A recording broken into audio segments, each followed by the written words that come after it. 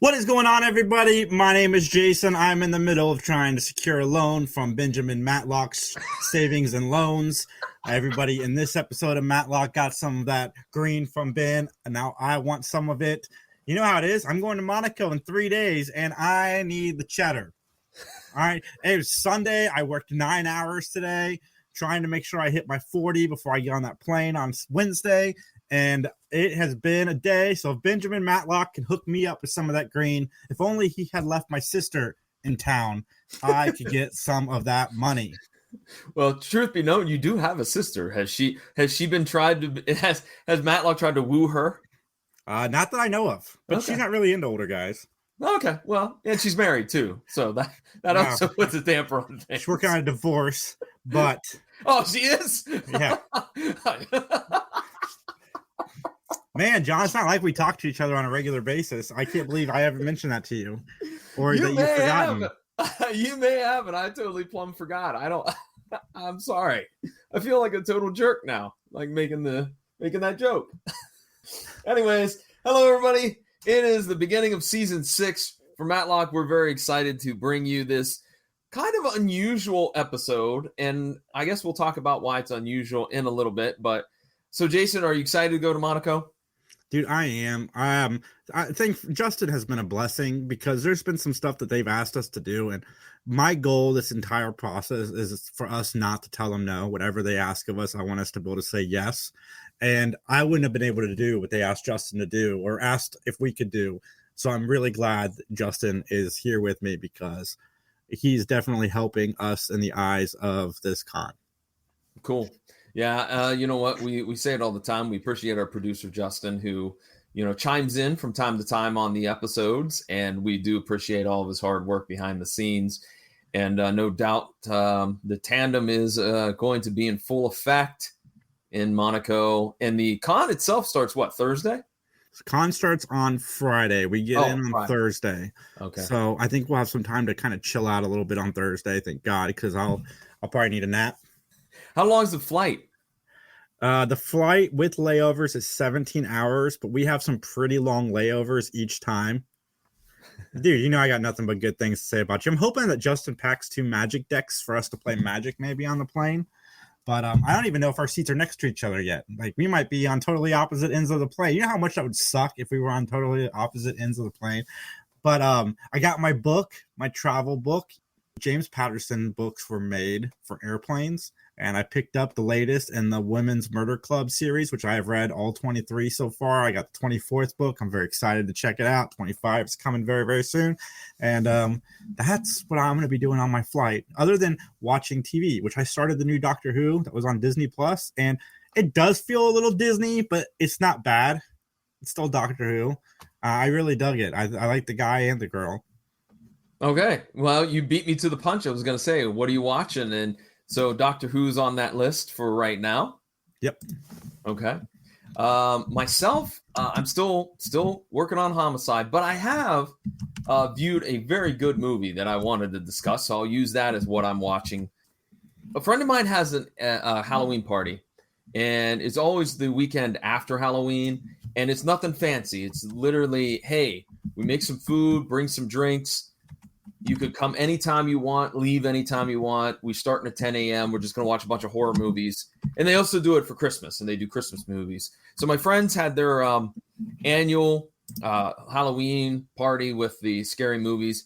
And I watched a movie that I've heard of but have never seen and really kind of didn't have any interest in seeing. But I'm glad I watched it.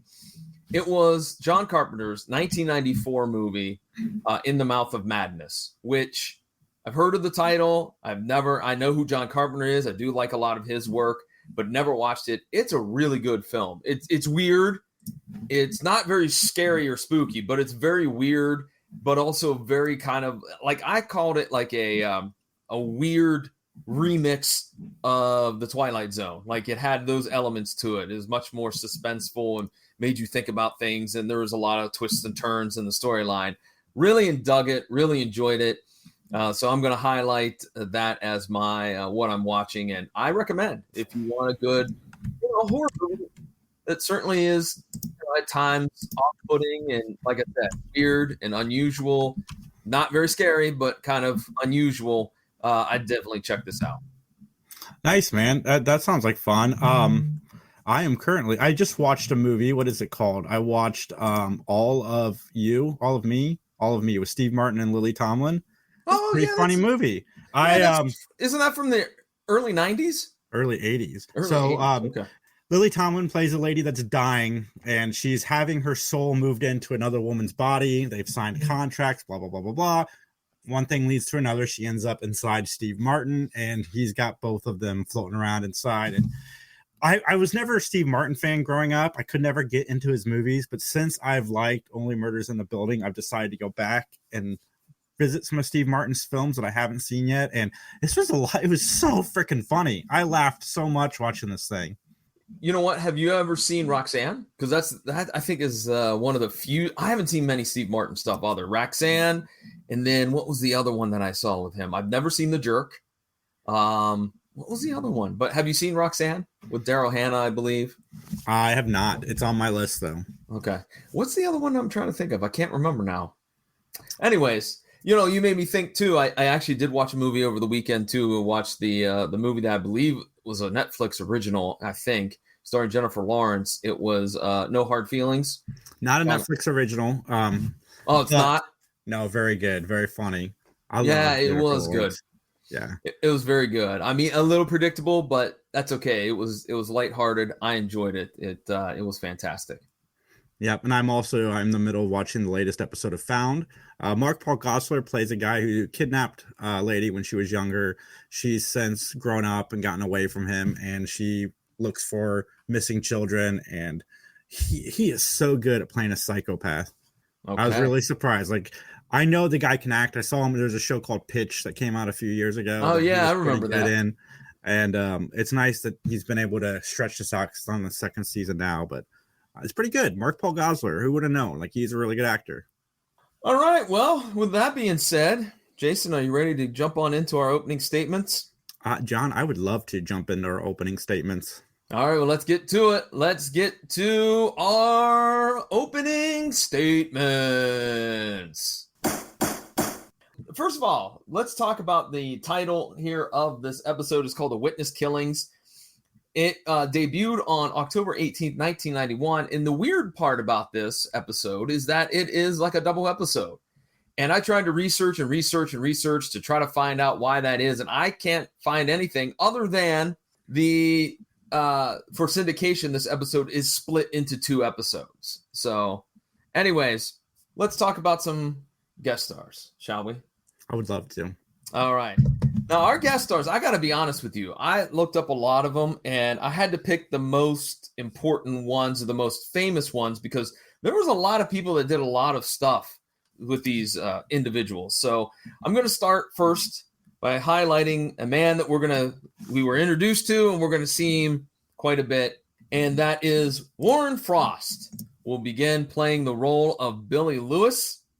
Now, Jason, you may know him as Dr. Will Hayward on Twin Peaks, Dr. Leo Richmond in Psycho 4, Henry Ross on Seinfeld, Jared Carpenter on As the World Turns, and he's going to be in 18 episodes of Matlock. He will be gone for most of season 6 and show up again at the end of season 6, I believe, into season 7, and then he's with the cast for the rest of the show. So I got to ask you, did that name ring a bell in terms of your love of Twin Peaks? Well, we do have a comment, so I'll have Justin pull it up here in just a second. But dude, I remember him mostly from Psycho 4, and it's funny because I was watching this episode trying to place it. Psycho 4, I love the Psycho movies, especially 1, 2, and 4. And yeah, he does a good job on the radio. Wait. 1, 2, and 4. What about 3? 3 is okay. 3 is a generic slasher, more or less. Oh, okay. All right, but, Jason. 4, Norman Bates calls into this radio show because they have a doctor on who was one of his doctors when he was in the psych ward talking about one of his ex-patients, and then Norman Bates calls in, and it's more of a prequel, so it's like flashbacks and so forth. But I like it. It's pretty good for a made-for-TV movie. Okay. All right, well, let's get our comment up here, if we can, Justin, real quick. Dead Men Don't Wear Plaid. Greatest Steve Martin movie. It's a Carl Reiner masterpiece. Well, with Carl Reiner and Steve Martin on the same project, I'm in. That's the one I just watched, was a Carl Reiner, and I actually put that on my list. After I watched it, I looked up other movies they had done together, and that one is definitely a high priority. All right. All right, let's move on to another guest star. Michael Ensign. He'll be playing the role of the Doctor. You may know him as Benjamin Guggenheim in Titanic, the hotel manager in Ghostbusters, the hotel manager in Pink Floyd The Wall, Judge Paul Resnick on Boston Legal. He's done several video game voiceovers for the Crash Bandicoot series, Father Frank in the Children of the Corn 3. And he also was in the season 3, episode 13 edition of Matlock called The Psychic. He played Spalding Kane, because remember they had the one where they had all the like faith healers and like tarot card readers. They had the big convention, and the murder took place in the convention, and so that's where he may look familiar. But he was in the movie I watched today. What's that? Talking about A Small World. All of Me. He was in the Steve Martin, Lily Tomlin movie. Oh, okay. Look at that. See how the fates work? Good deal. All right. The next guest star we have is probably the most notable one. Anne Haney will be playing Auntie Elsie. You may know her as Mrs. Sellner from Mrs. Doubtfire, Greta in Liar Liar, Margaret Williams in Midnight in the Garden of Good and Evil. I can't talk today. Mrs. Chapel in The American President, Mrs. Chambers in the 1998 version of Psycho, Judge Trevelini on LA Law, and she was also involved in 2 other Matlock episodes. The first one, The Stripper, which was season 1, episode 3, where she played Nurse Jackson.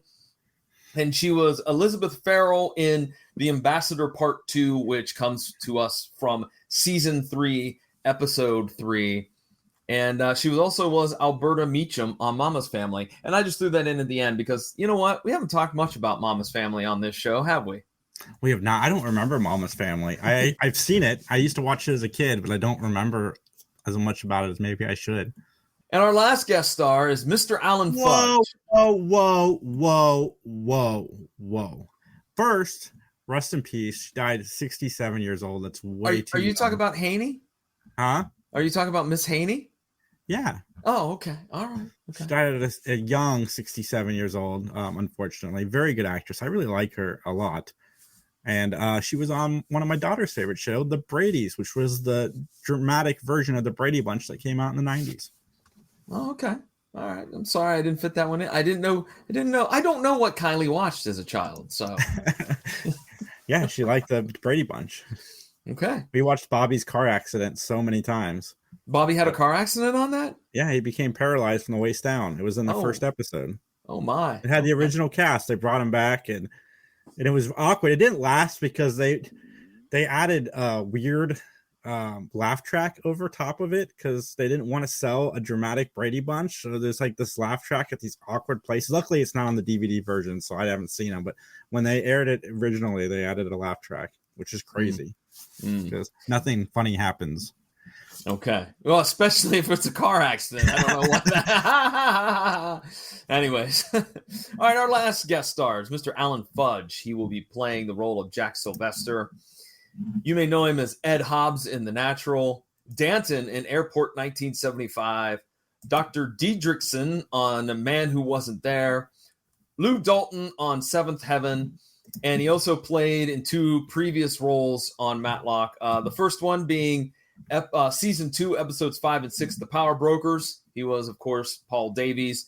And season 4, episode 5, The X, where he played the role of John Brady. So, with that, Jason, any other things you want to talk about with those guest stars before we move on? Yes, man, another one. This guy also passed away at 67 years old. It seems to be the magical number tonight. And like, rest in peace. Seriously, too young. 67 is too young. But yeah, he was in one of his last roles was on How I Met Your Mother. Mm-hmm. Rest in peace, sir. Rest in peace. Oh, hold on. Do we have a hat trick? I see Murder, She Wrote. No, we do not. Oh, we do not. Okay, I was gonna say I don't think so. Because I would have made note of that. So, all right. Well then, Jason, I have a question for you. It's the standard question, but it's an important question nonetheless. Are you ready to give your opinion? Only your opinion and solely your opinion, so help you. Let's testify! Let's testify!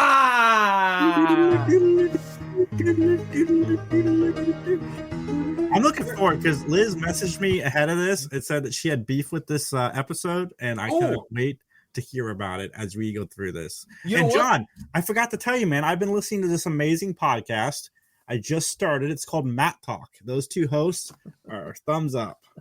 You know what? We forgot to mention. It's down there scrolling. Follow Liz, Dark Sea Yarn, over on Instagram. She joined us last episode, and it was great. It was fantastic. We can't wait to have her back on because she specifically remembered an episode that she really wants to critique. So it's in season 6, but we got to wait a little bit. But hopefully Liz is listening. Hello, Liz. Hope you're out there checking out the show. Yep, and you benefited from my laziness of not taking your name off of here. So everybody go follow her. Well, hey, at least we're honest, right? We could just be like, well, we're plugging all of our friends. But okay. All right, the plot of this episode. While attending a reunion in his hometown, Ben must defend a young man from that same hometown who is accused of killing another man who wrote a book that basically talked all about the town. All right, we have another comment from Liz here. Oh, of course, anytime. You might stay on there probably for another month or two before I remember to take you out of it. So don't worry. At Dark Sea Yarn, everybody. And you guys can email us at benmattalk@gmail.com. Yep, there you go. Or you can follow us on Facebook. Just go and find at Mattalk Podcast, and you can interact with us over there as well. Oh, my goodness. All right, so let's start off here with our opening scene.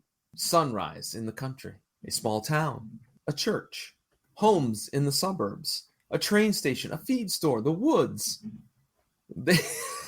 Justin just says in season 7, we will remove Liz. Maybe. It might not be till 9, but it's fine. It might be by the time we hit Murder, She Wrote. All right. You know what? I hate this private chat won't go back down automatically. I hate that you have to click on it to send it down. Anyways, sorry, folks. We're talking a little behind the scenes stuff. Sorry about that. Anyways, so we have some woods. We have 3 young boys who are walking in the woods. And kids are just, they're talking, and it turns out that they start, giving each other a little bit of a hard time, And what do you know? One of the boys grabs the other boy's hat, throws it over in the brush, which I got to confess, as a person that frequently wears hats, I would hate that when that happened to me as a child. That would really tick me off to no end. Yeah. While that young boy is going to retrieve his hat, we hear a gunshot, and just some random guy stumbles from a log cabin. He collapses and he dies on the spot. The only thing I could think of when this scene came on, and I don't know, Jason, maybe I was the only one to think this, is all I could think of is, hey, you want to go see a dead body? That's all I had a Stand By Me thought too. Yeah, exactly. So they notice, though, that this dead guy has a tattoo on his arm, which I wrote down. So it would seem to me that this would be a controversial thing to have, indelled on your arm, or placed on your arm. Just seems like small town, it's the mid 90s or early 90s. It's not really a thing anymore, just yet. And, like today, it's no big deal. People have tattoos all over the place, but back then I just was wondering, like, when they showed that, I'm like, did they do that because he's the scuzz bucket bad guy and only the bad guys have tattoos, What did you think about the tattoo? I didn't think anything of it. So the sheriff shows up, and lo and behold, there's no body. It's disappeared. And boy, the sheriff is mad. In fact, he says he's going to call their parents and hope their parents blister their rear ends. I got to be honest with you, folks. I heard that phrase a lot when I was a kid. I'm going to blister your rear end, John, if you don't stop misbehaving. So it took me back. a little bit. Were you a misbehavior, John? Sometimes I could be an ordinary fart. Yep, I could.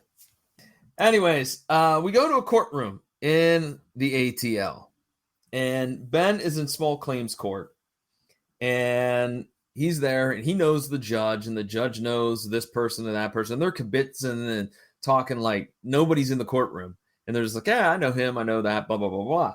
Well, Mrs. Maloney, who is the opponent, so to speak, she starts complaining. How am I going to get a fair trial? How am I going to get a fair trial? You two know each other. And the judge has to remind her, well, this is small claims court. This is not this is not a big dollar amount. It's under $200 actually, et cetera, et cetera. So the whole problem is Origins of Hot Take Orlando, the blistering backhand. We should write that movie. John and I are going to write a script. More on that later. We are. More on that later. Anyways, so basically, Ben bought a lemon of a fridge and wants his money back. But the only problem is that Maloney said, well, it had a bad cord. That's why it blew up. That's why it stopped working, because it had a bad cord. I told him he didn't fix it. And Ben admits to it. He goes, yeah, I just taped it up with electrical tape. And then apparently it's revealed that Ben let Maloney load the fridge in his rental truck because he has a bad back.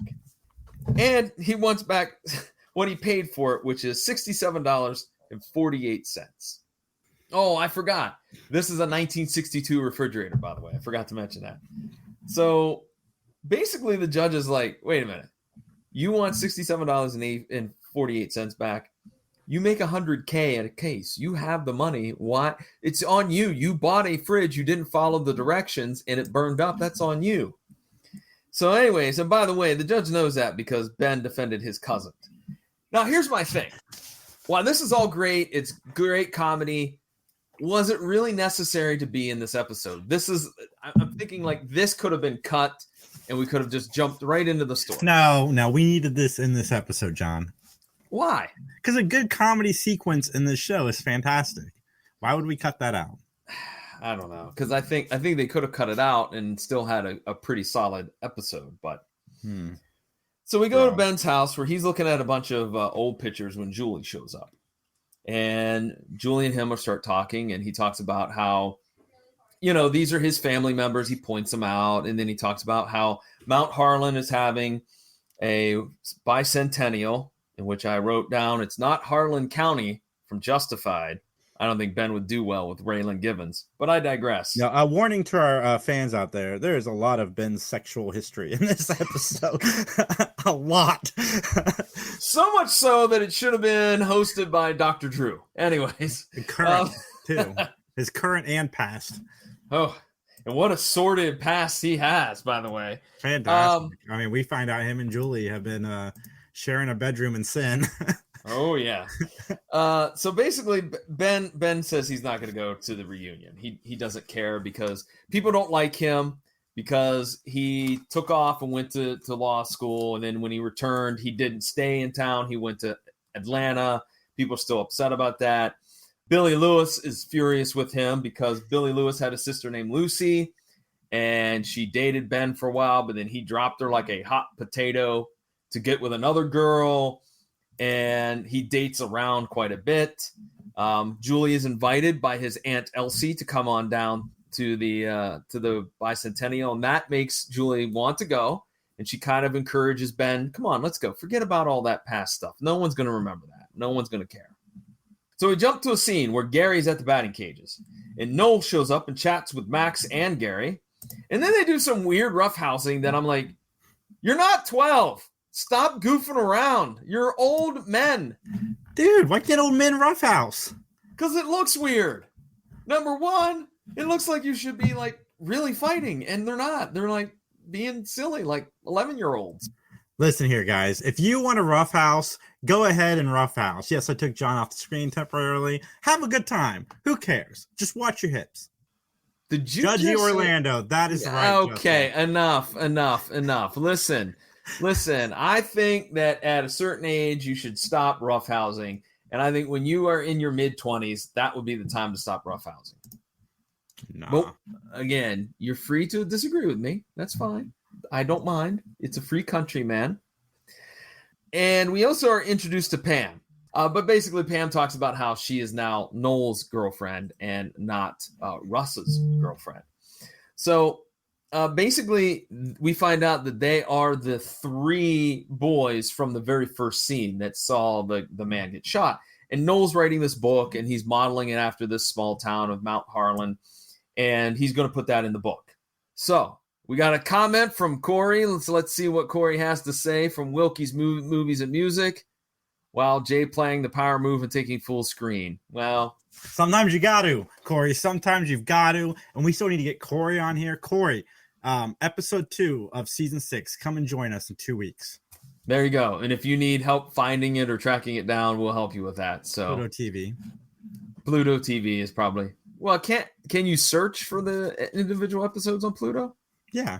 You can? Okay. It's organized a little bit better now than it used to be. Oh, okay. They actually have a resume now. Okay. Cool. Yeah. Corey, we want you to come on. Talk about this silly show with us. Anyways, Noel has flat tires because of some reason, which at this point is not determined. Because I put a big question mark. I'm like, are the citizens messing with him? Like, are people from the neighborhood like slashing his tires? I didn't quite understand that. We get the answer a little bit later. Well, Ben and Julie arrive at Aunt Elsie's, and of course, it's a little bit awkward, just a little bit, especially when Billy shows up. And Billy and Ben have this very awkward conversation, and we get, of course, everyone's favorite curse word on Matlock. We get Billy calling Ben a jackass. So we cut to a scene where in a bar where Lucas, the bartender, is chatting with Noel, and Lucas doesn't want to share any of his personal business. He's like, I don't want to talk to you about my personal business. Blah, blah, blah. Or his personality. I mean, both was right. Yeah, I got to say that the gentleman that played the role of Lucas, boy, he had a certain way of delivering his lines that were very unenthusiastic. Russ comes in, and he confronts Noel. Of course, they have beef because of Pam. And all of a sudden, a fight breaks out. And both of them get tossed. And in the process of tossing out these 2 hooligans, the shirt is ripped of Lucas, and we see he has the same tattoo on his arm. What does that mean? We'll find out. That's right. Is it a nickname? Is it just a cool mistake that he made in college? We'll find out shortly. Ben is getting eggs from the chickens, and he's complaining, but he had chickens in season 1. Like, he talks about, I hate doing this. This is stupid. Chicken coops stink. This is dumb. You had one in your backyard. It was probably the same thing. It was probably stinky, and you probably still hated it, but yet in that episode, you seem to be enjoying the fact that you were getting fresh eggs. Continuity is not a thing in this show. Well, especially from season 1. I don't think he hasn't mentioned his daughters. I don't think. Yeah. They are dead to him. Well, anyways, Billy shows up, and Billy hits up Ben for some money, and he uses his sister as leverage. She hasn't been the same since you left her. It would help me out tremendously if I could just have a couple bucks. First of all, Lucy is still holding a flame for a dude from like 20 years ago. She needs psychological treatment. She needs some help. Okay, she does. She's got to get over it. This is not healthy in terms of her mental health capacity. No, she's got to get over it. This is ridiculous. Maybe Ben was just that good. I mean, I agree with you 100%. But well, that's funny because I agree with you on that comment that he's just that good. So, touche. I mean, we've heard the stories behind the bleachers and behind the church. Yeah, So there's a scene where Elsie and Julie are talking about marriage and babies as they're getting dinner or lunch fixed. And then Noel shows up. And here we find about all the, I don't know what to call them, all of the sexy stories of Ben. Apparently, he was caught in a barn with a young lady. Apparently, he was caught behind the church, smooching it up with a young lady. Apparently, one citizen still is mad at Ben because of him hooking up with his daughter. And so it makes it really awkward for Ben. In fact, so much so that Julie and him go for a walk. And we see that the downtown area has this feed store. And lo and behold, Noel goes in to talk to the proprietor of said feed store, Bernie. And basically, Noel's looking for Gary, but Gary's not going to be back from doing deliveries till 6. So Noel writes a note and gives it to Gary, or gives it to Bernie, excuse me, and says, would you give this to Gary, please? It's very important. So we cut to a scene where Julie and Ben are taking a walk, and Ben's showing her all these spots where he hooked up with girls. Like, oh, over here, we had the blah, blah, blah. But it just, I don't know with this one. And, oh, wait, Liz has Sorry, Justin, I totally stepped on your toes, but it says, this scene, my rant is too long for a comment, but this scene makes me nuts. As if very smart, successful Julie isn't just waiting to get married. I agree with you. This is very, very, is it misogynistic? Was that the right word I'm looking for? I mean, I think that's the right word I'm looking for. But yeah, this scene was a little bit cringe, a little bit. Cringe. Look at you, man. That's what the kids say. Cringe. Look at John. Mr. Look at me. Kid. Yeah. I'm anyway, not cool enough to say cringe. I say basic, but not cringe. I tried it. My daughter just looked at me like she's the barometer of what you get to get away with, right? Mm. Uh-huh. So we see that Noel goes into the local bank and he wants to talk to Mr. Sylvester, and they are not happy to see him and refuse to talk to him. At this point, I wrote down, there are so many suspects. Whenever the murder happens, we're going to have to really carefully analyze each one of these characters. You know what? We're talking about a murder. The murder happens right about now, where we see a scene where Noel is working on his book in his motel. I love the fact that he was using a word processor. I think I had the exact same one when I was in college, by the way, just a side note. I think it was a Brother. That's the name of the word processor. I know. Oh, okay, well, I didn't know if you thought I was if I was doing a Hulk Hogan impression or something. Oh, I had one in college, brother. Yeah. 24-inch pythons. Anyways, buy Hulk Hogan All-American Ale. Anyways, the intruder invades and, of course, kills Noel, which I did like, though, that we didn't actually see the murder. So I like that this is something new. They're trying something different. Because we cut to a scene where Russ comes home and the sheriff is waiting for him, and he is arrested for murder. Now, here's the one thing that I wrote down. Why does Russ get put in the front of the police car? He's put in the passenger seat. Why? Why would you do that? I think that's against protocol. They all know each other. I mean, as we'll see in the court scene, their protocol. There is no protocol. Good point, sir. Good point. We get a scene where Ben and Julie are running from behind the church and they're wiping their mouths and whatnot, hinting that there was a little bit of tomfoolery back there behind the church. And Ben is then asked by a deputy to go to the courthouse. You know, one thing I do like about this episode on the other side of it is I'm really glad they didn't make Julie a jealous girlfriend in this, because they very easily could have with all of the references to Ben's past. Yeah, I agree with that. I think there's one instance that Julie gets a little perturbed at him, and I wrote that down. But for the most part, I agree with you. Like, she's not the jealous. In fact, she seems to be enjoying it. Like, seeing Ben squirm, I think makes her character, makes Julie, like, kind of enjoy it and be like, oh, that's what you get. Have we gotten to the part in the episode where the aunt tells Ben that they can share a room? They don't have to sleep in separate rooms because she knows better. Oh, yeah. No, we haven't gotten to that yet. We have not. Ben is shocked about Noel's death when Russ reports it to him. And basically, Russ says, look, I got a phone call. I left work early because I got a phone call that Noel wanted to talk to me. I go to this orchard. He's not there. I wait for him. 5:30 comes. I leave. And I had nothing to do. Like, I don't know how somebody got my knife. My knife I keep on the back porch, and somebody took it, which I was like, is that something you do in the country? I don't know. You leave your knife on the back porch?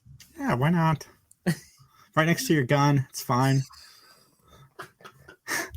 You're 38 special, and then your knife. Your knife. Okay. With your initials on it. On both. Yeah. Ben reluctantly takes the case of Russ. And even though he has to kind of be talked into it, because there's a scene where he's talking to Julie about all the cons and all the pros, and she talks to him, gets him to agree that, hey, you be the best defendant that you can, or you be the best defense attorney that you could be for him. So defendant. Yeah, be the best defendant, Ben. yeah, no, don't be the best defendant. Be the best defending lawyer. I think this is where they talk about the one room, because I have down here only one room. Gadzooks. They get to stay together. You know, they're not already in their mid ages. You know, I'm assuming 40s and 60s. But anyways. Maybe Andy Griffith is only 40 years old in this episode, John. As we learned with the diabetes guy that, you know, people didn't age the same. His name is Wilfred Brimley. Why can't you call him Wilfred Brimley? You got to be. I forgot the name for a second. That's why I said diabetes guy. It's just funny. All right, so basically Ben investigates the motel room of Noel, and he accidentally runs into Pam, who is there packing up. And the word processor does not work. It's all smashed up. And Pam says, look, I dated Russ for 3 years. I don't think he has it in him to be the killer. Gary's working at the store, at the grain feed store, and a note is given to Gary. And the note is about Lucas's tattoo. All right. And I actually had to freeze this and put it on pause to figure out what the note actually said. So now, ladies and gentlemen, we have to warn you. In this next scene, it might be too hot for Matlock. I mean, I'm just saying. You've heard of too hot for TV back in the day. This is too hot for Matlock. Ben is at the doctor. He's getting checked out. Shirtless Ben. Shirtless. Mm-hmm. Now, he does not have the 24-inch pythons like Hulk Hogan does, but, you know, he's got a few years on Hulk Hogan, right? So I like how Hulk Hogan's now like our barometer for fitness on this podcast. But anyways, I digress.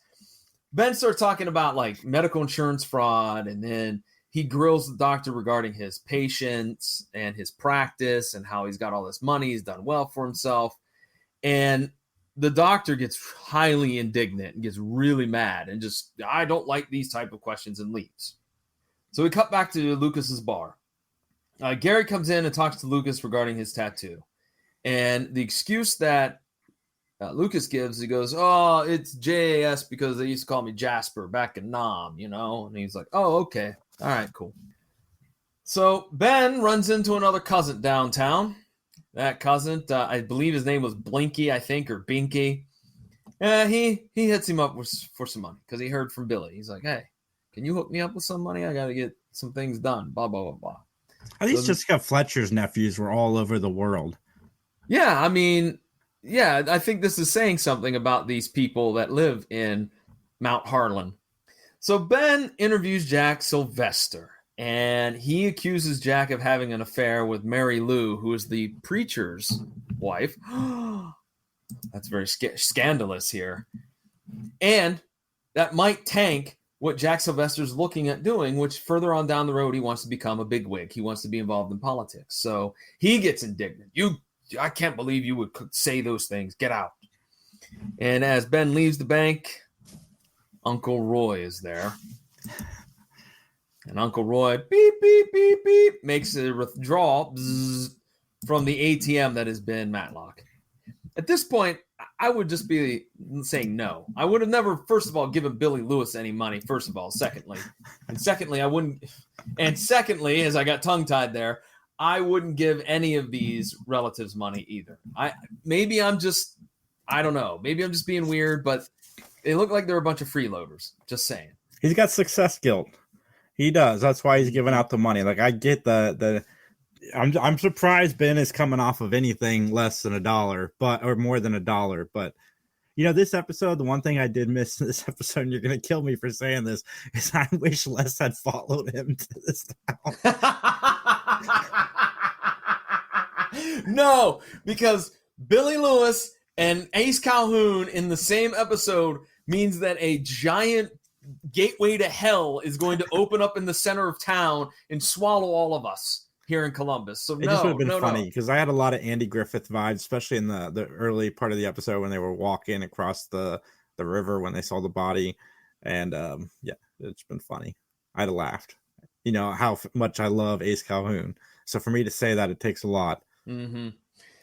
So we're back at the bar, and Ben is talking to Lucas, and Lucas said, "Hey, look, I wasn't around. I was fishing. I was fishing that day." So that's his alibi. Gary starts asking the doctor, and I liked how they ended with Ben leaving the bar, and then here come forward was Gary with the doctor. I liked that. That was a cool little bit of cinematography that I liked. And basically, Gary's like asking the doctor about the tattoo, and like the doctor's like, hundreds of guys have tattoos. What's the big deal? Just leave it be. So the sheriff, who is a cousin of Ben's, by the way, I believe his name was Harley, he comes to tell Ben that he needs to drop the case.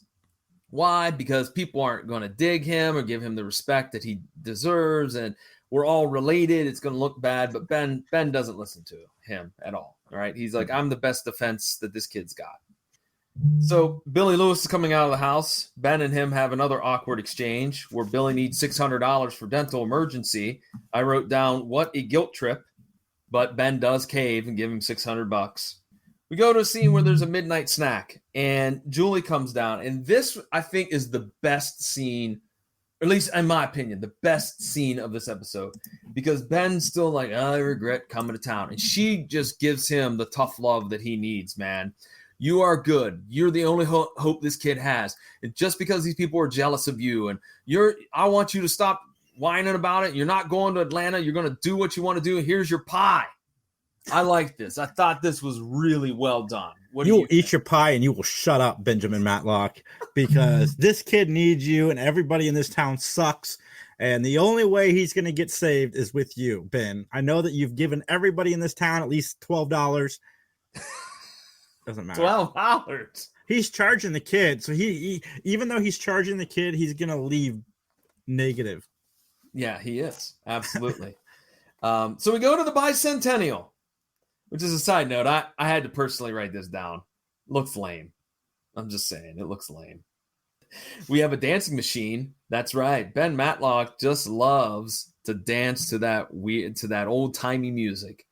You know, Justin, the reason why I don't like places like the bicentennial, because as a child I was drugged to a lot of those like county fairs and festivals, and I hated them, and I hate them even more now because of that. So there you go.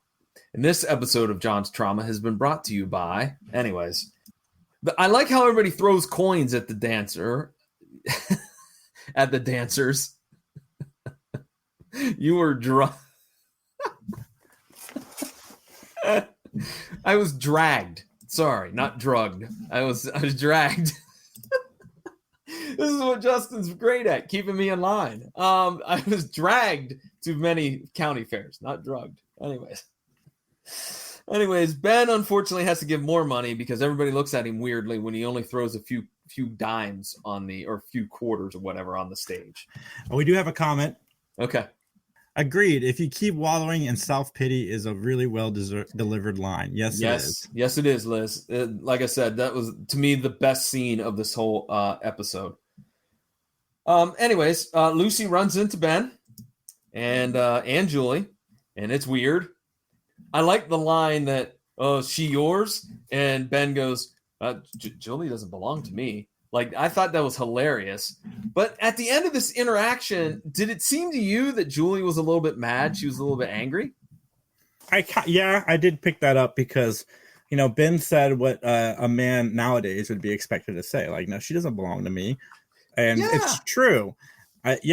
She took it the wrong way, I think, because, we're not together. I think that's how she took it.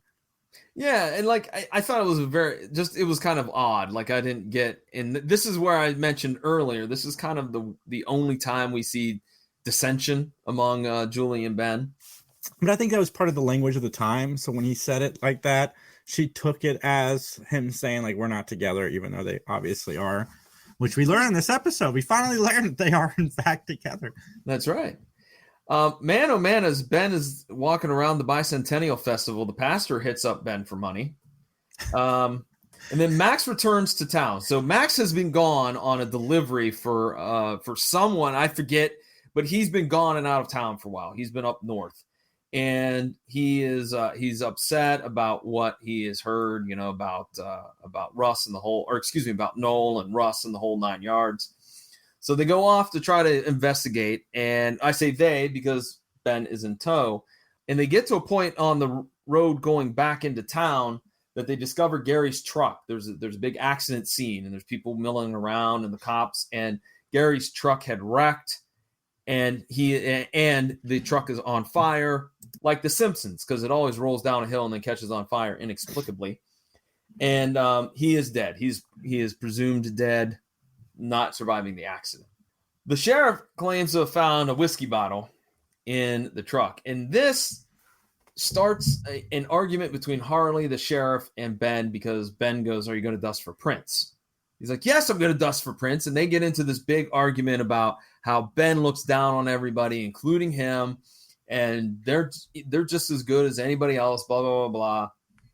And while they're arguing at Elsie's home, Max comes in and says, "Hey, wait. Gary left me a message on the phone, and it's regarding the tattoo info." And it was time-stamped at 4:10. So that doesn't give Gary a long amount of time to go get drunk and then get behind the wheel and then wreck his truck. So Ben and Max think something's going on. The sheriff doesn't, right? Mm-hmm. So Ben wants a tattoo drawing to send to the ATL. He's like, Max, do you think you could draw this or sketch it up real quick? And so he agrees. I did like that Lucy is caught chastising Billy for drinking at the festival. Ben gives more cash to the pastor at the Centennial. And in the meantime, Julie and Karen Sylvester strike up a chat. And Julie is invited to join their walking group. And so she does. Ben does, though, while he's still at the Centennial, gets the tattoo drawing. And then Lucas, the doctor, Billy Lewis, and Jack are all confronted by Ben Matlock. And then Max makes the doc and Jack show their arms in a silly shirt ripping. Like there's a fight, because basically to kind of clean up that little bit there, Max confronts them. They're like, "Get out of here. There's nothing we don't have tattoos, yada, yada, yada." He wants them to show him, and he starts tugging on them. They get into a fight. Their shirts get torn, which it was so silly the way that their shirts, like it looked like it was like the Naked Gun, where like Drebin just goes like this and his whole clothes fall off. I mean, it looked really silly. And then Ben gets accidentally KO'd by Billy Lewis. Okay, Jason, what do you think about all of this that we've gone over here? It was very entertaining. It was a lot. It was funny. I laughed. It's funny you mentioned Naked Gun. I just watched that this week too. Oh man, we're hitting on all cylinders about. We are, man. So we go back to the ATL to Atlanta, and Conrad is looking for info on the tattoo. He goes over to an artist whose name is Marty. He's like, "Hey, is this your work?" "No, it's not." "Are you sure?" Yeah, it's not mine." Now here's the thing that I noticed, and I know what the answer is going to be. But this dude's working on this woman. He's hitting her with the ink and that. He's not wearing gloves. I don't know if anyone else caught that, but I'm like, I know what people are going to say. They're going to say, "It was the 90s, John." I know. But I was like, interesting. Osho would find this very, very interesting if it happened nowadays. We go to the courtroom, and the sheriff is on the stand, and Ben is causing a ruckus with his objections, and the judge is getting really, really ticked off. He is not having it, and he is like, you just watch yourself, Ben Matlock. Meanwhile, in Atlanta, Conrad is busy breaking into Marty's tattoo parlor. That was funny, though, because every time Ben objected, the judge would ask the guy a follow-up question. Yeah, that was the best part of it all. Yeah. So Conrad starts looking through the tattoo books. So, tattoo parlors have books where they already have pre-made designs that you can get. For those of you that may not have any tattoos. I don't know. And the tattoo artist is from my favorite show, Lost. Is he? Mm-hmm. Okay, I think his name is MC Gainey, I believe. MC Gainey, that is correct. Yeah, there you go. Good actor. Ben cross-examines the sheriff, and there's no prints in the motel room. There's prints on the knives, but there's none in the room, and that just doesn't make sense, says Ben. In fact, there's no witnesses, there's no prints, there's no hairs, there's nothing. This is a pristine crime scene. So we go back to the ATL, Atlanta, and Marty enters his shop, and Conrad is there. And Conrad has found the template for the tattoos that everybody else has. He goes, hey, Marty, you been in jail like 15 years ago? And Marty's like, hey, I'm calling the cops. You get out. You're trespassing. So he calls the cops, and then Conrad leaves, which I wrote on the side here. At least he didn't get KO'd this time, because poor Conrad gets punched in the face a lot in this show. He does. But Conrad did exactly what I thought he was going to do. He went outside and waited until the guy left and Yeah. followed him to where he was going. Because in every show, even new shows, they always, as soon as the person accusing them of doing something leaves, they call the person that they are in cahoots with to meet. Well, and then I was confused by this. So Marty calls a guy named Hamilton to tell him about Conrad. And I'm like, who is this Hamilton guy? Like, I literally thought, I'm like, oh, shoot, I missed this guy. And I went through my notes. I'm like, no. So he's a new character, all right, this late in the game. But basically, Hamilton says, hey, look, I'll meet you at this warehouse. I'll give you some money. You take a vacation and until things blow over. Meanwhile, back in Mount Harlan, Ben is interviewing Bernie, and Bernie really gets indignant with Ben. He gives him an earful. So then we go back to Atlanta, where Conrad is following Marty. Hamilton tries to run Marty over, and I knew that was going to happen. The way he was standing by the car, I'm like, he's going to try to run him over, isn't he? Tries to run him over. Conrad does some massively awesome like parkour stuff to jump on top of the hood of the car, the back of the car to the front of the car. Obviously, he's getting primed and ready to go for Walker, Texas Ranger in a few years. But basically, Conrad saves Marty. Hamilton crashes his car, and it's revealed he has the tattoo as well. And Marty's ready to sing like a canary, man. Julie and Ben chat after Julie's walk with the other ladies. I like how the bakery hurried up and was closed, in quotes, when they attempted to enter the building. Well, what do you know? When they get back to Elsie's house, guess who's sitting there enjoying some breakfast? None other than Conrad McMasters. So we go to a scene in the courtroom where Lucas is on the stand. Basically, the tattoo is from prison because he was in there for bank robbery 15 years ago. And Lucas used the money that he stole because it was never found to buy the bar. Hamilton was one of the robbery crew, and so was a guy named Bobby Atwater, who ended up being the guy at the beginning of the episode that was gunned down. So Atwater threatened to tell on Lucas because he ran through his money. He burned through his money.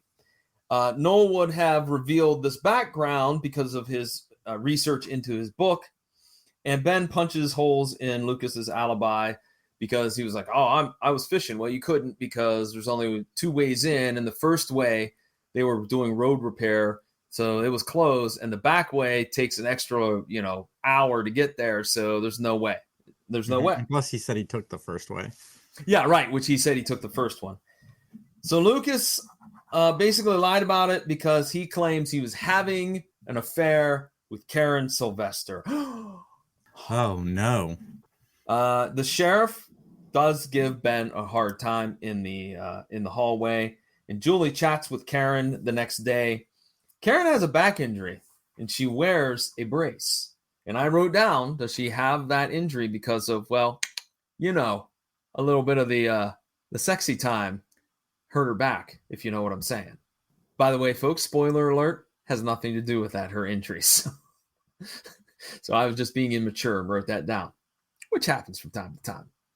Anyways, Julie rushes back home and she goes, I have it. I got it. I got the evidence. So we go back to the courtroom.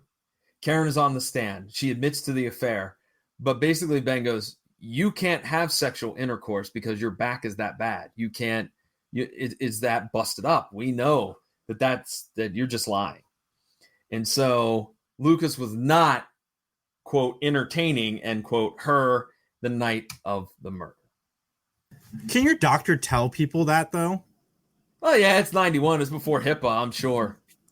Plus, I would think, I'll go with that. I mean, people didn't bleed in the 90s, so. Well, and then the other thing I'm thinking is, too, that I have a feeling recently I've heard something on the news about a court case where HIPAA was brought in because it's a key piece of evidence that I think that they can go through the paperwork and get that released. I'm not sure. Anybody out there that knows, how about letting us know? And Jason, how can they get in touch with us? You guys can email us at benmattalk@gmail.com. Or you can find us on Facebook. Just look for @Mattalk Podcast.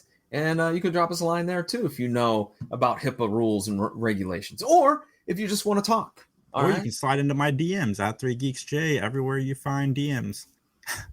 Okay. Keeping with the theme of this episode. All right. We're being scandalous here. All right. If you or if you want to talk about hippos. Thank you, Justin. If you want to talk about hippos, we'll talk about hippos too. It doesn't have to be hippo. Maybe you want to challenge me to a game of Hungry Hippos. Love that game as a kid. Oh, that was so good. Anyways, Ben is at Russ's place and he's knocking on the door and nobody answers. And then the dog comes out through the dog door and he's just ready to rip Ben to pieces. And luckily Russ was in the bathroom indisposed and he runs out and he gets the dog. And it's revealed that the dog is one heck of a watchdog. All right. So we have another one from Corey. We have another message there. Can we bring that up, Justin? Slip into the DM. Just don't hurt your back. Oh, like Karen Sylvester. Yeah. Don't hurt your back, Jason. Then you won't be able to, entertain the young ladies. I prefer the older ladies. Oh, excuse me. Actually, I prefer single life personally, but this part of Jason Trauma is brought to you by. Anyways, we go to the courtroom. Jack is on the stand, and basically, Ben goes, "Hey, your wife's not having an affair. She could barely walk, so she ain't having an affair. That's just a lie. You're covering things up." And Jack, you're involved in this bank robbery heist.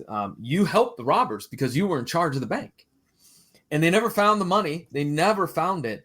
And you opened up a dummy account, a dummy corporation. You created one to put some money in. And that money was the money that was stolen by Atwater and Lucas and, of course, this Hamilton guy. And so Noel had found out the information about the robbery and was going to publish it in his book. That's why Jack had snuck over to Russ's house, grabs his knife, goes over and stabs Noel. But in the process of getting the knife, the dog bit him several times, very badly. And so off to the hospital, Jack had to go, but he was smart enough to go up to Macon where nobody would know. Macon a much bigger town than Mount Harlan. Not everybody knows everybody. And so the jury basically finds Russ not guilty. And I had to write down, why are they clapping? It's like, why? Why are you clapping in court? That's not what you do. You clap at the end of a Broadway play. You don't clap. Listen, the town has been mean to this man, so she wanted to give him some kudos, and he deserved it. Dealing with it, he paid all of their, house payments for the year. The least he could do is get a clap. Okay, here's one other question that I have. And you know what? I'm going to probably break it because it's one of my things in my rating. But why did they pick Russ? Like, of all the people, like Hamilton, or excuse me, Sylvester could have picked. Why Russ? There's like no explanation there. We don't need one. I guess we don't, but I don't know. I would have liked something, like a quick line or two to explain it away.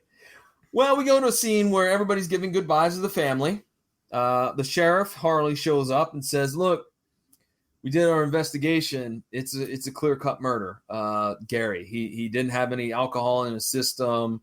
There was clearly something, foul play, if you will, was involved." And then we get the final face-off with Lucy, who says she was glad that Ben didn't marry her. And he says he was glad that she was glad that he didn't marry her. Which is his way of saying, I'm also glad I didn't marry you. Yeah. Can't Billy just he seems like he has a terrible life. Can't he put, Lucy doesn't look like she's in any type of physical ailment or anything. Can't he just put her in her own apartment and Billy have a life on his own? Because I feel bad for Billy. Like he could have a girlfriend if you just get rid of Lucy. Yeah, I mean, they're enabling each other. They are, very much so. They probably have a show on TLC about it.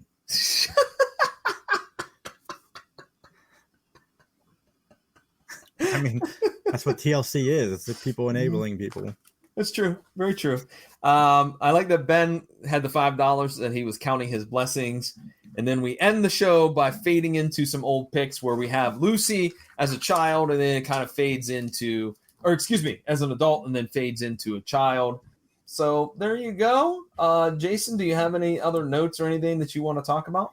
I would like to know if those were actual photos of Andy Griffith as a child. Ooh, that's a good question. Because, I mean, we wouldn't know if it, Yeah, that would have been a cool Easter egg to know. Mm-hmm. I should have looked it up prior, but I was busy watching movies. Sorry, folks. That's all right. Are you ready for us to get into our closing statement? This is a part of the podcast where John and I will rate the show on a gavel system. 1 gavel means we did not like it. 5 gavels means we absolutely loved it. Negative 37 gavels means we are moving to Georgia and starting our own bank.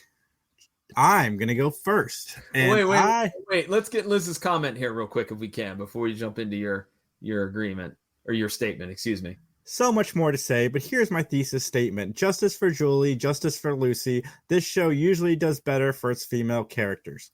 I agree. This has not been a good episode showing concern for, different people, whether it is the females in this episode or whether it is the quote city slicker. Like there's a lot of negative things that we could say about it. But hopefully that's not the trend, because I think that I agree, Liz. I think in previous seasons that the female characters have really gotten an opportunity to shine.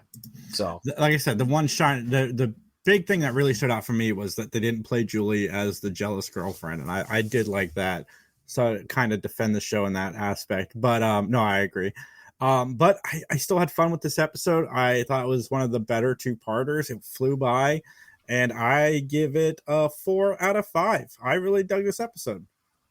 We are in agreement. I gave it a 4 as well. I expected you to give it like a 2. No. I actually thought that the chemistry with Julie again is fantastic. Like Ben and her on screen, great. I was glad that we got a little bit of Conrad in there doing what he does best, snooping around. I wrote down that Billy is not as annoying as I recall. Now, I'm going to say this right here, right now. Billy Lewis is going to become a major pain in the neck. And I do not like his portrayal in many of the later episodes that we will see him in. We get Billy Lewis back? Billy Lewis returns in season 7. I think he's in a couple episodes in season 6 at the end as well. But then from 7, 8, and 9, he's in as a regular, and I'm not a fan. I'll just throw that out there. Is Lucy back? No, Lucy's constantly brought up, though. So finally, we get some continuity in the show. Yeah. But Michelle, man, I miss Nancy Stafford. Is she gone, or is she in this season? Oh, that's a good question. I'll have to look, or you can look while I give my rating. I'm looking. Okay. So yeah, I thought four gavels for sure. Ben as an ATM was a little bit of a negative for me, as well as it. Why is Russ the suspect? But here's one other thing. I hope, and I didn't write this down as a negative, but I just hope this doesn't happen with season 6. I think that we're getting a little bit further away from earlier seasons, obviously. And there was an earlier plot that we had, and I think it was called The Writer was the name of the episode, where there was another person that was writing a book that was a tell-all, and that woman got murdered. So I'm hoping that we're not going to start recycling plots. I don't think that happens, but I just really hope that doesn't happen if that's the case, because I think that there's plenty of material that we could come up with that we don't need to, recycle things. 6 is the final season, and it looks like she's in about half the episodes. Okay. A lot of just credit only. And there's a lot of 2-parters in season 6. Okay. A lot, which means we are going to what? The CBS shows, or is it ABC shows after this? It's ABC shows after this for season 7. Okay. All right, with that, we're going a little bit long here, so let's wrap things up. Jason, anything you want to talk about with the 3 Geeks podcast? As I said, slide into my DMs, 3 Geeks J or 3 Geeks Podcast. Come say hi. Follow me on TikTok at 3 Geeks Podcast. Follow us on all social media. Check us out on YouTube. We do a live show every Saturday at 7 p.m. Don't know if there will be a live show this upcoming Saturday. Justin and I will be out of town, so if Max can learn how to work Restream in the next week, we will have a live show. Wait a minute, you're not going to be out of town. You're going to be out of the country. I think that's a little bit, that's like up here. It's not like I'm going to be out of town. I'm going to Ann Arbor or Green Bay. We're not in town. I mean, out of the country is still out of town. I'm just saying, give yourself some props. You're going to be out of the country, man. As a father, though, I am a nervous wreck being that far away from my child. She'll be fine. I'm sure she will be. I'll still be worried about her. Well, that's because you're a my good little dad. princess. Yeah. As for the PVD cast, thepvdcast.com is where you can find it, or throughout any of those great big social media outlets. This week's episode is J.M. Hunter. He is an independent comic book creator in Columbus, Ohio. We talked to him about his career, his current projects, his past projects. It's a fun interview. It's an insightful interview because he's kind of a philosophical type of dude. So check it out. Again, pvdcast.com or wherever you find great podcasts. All right, with that, then let's get on out of here. So as they say in court, nothing further.